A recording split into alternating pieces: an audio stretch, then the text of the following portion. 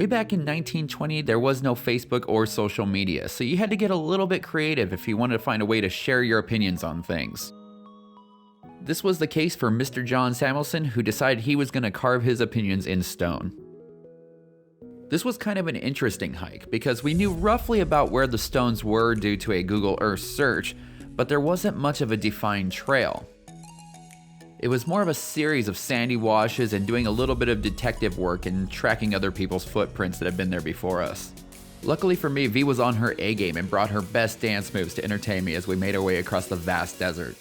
Even though the hike is almost completely flat, it is still right around 4 miles long, so I don't know if I would advise doing this one in a hot summer month. And also, watch out for pokey guys like this. It was kind of funny because there was pretty much no direction for almost 90% of the hike, and then as soon as you get close, there are several signs pointing to various trails in the area. The rocks are located on the hillside off to the left of the sandy wash. As we got closer, I recognized the hill from some of the research that we had done. And before I knew it, there was the rocks. There isn't a huge ton of information about the Samuelson rocks.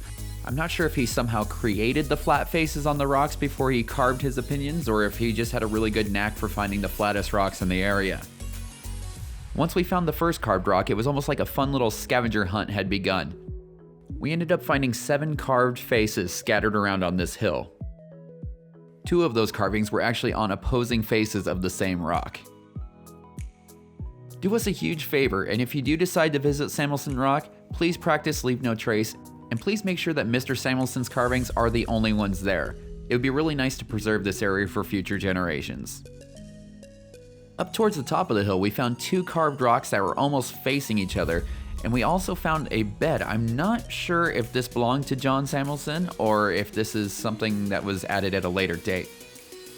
This is just one of the artifacts that is left in the area. There is also the remnants of an old abandoned house, which pretty much all is left is the basement, and the remains of an old abandoned truck.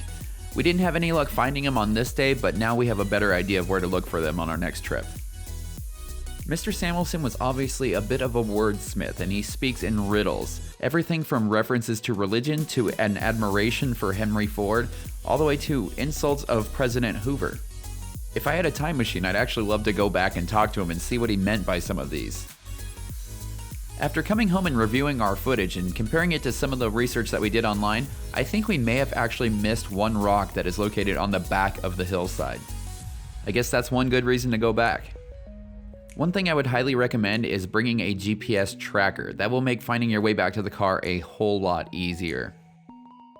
If you enjoy our adventures, be sure to like, comment, and subscribe. Check us out on Instagram at thatadventurelife_official, and for all the information about Samuelson Rock and other awesome things to do in Joshua Tree, head on over to thatadventurelife.com.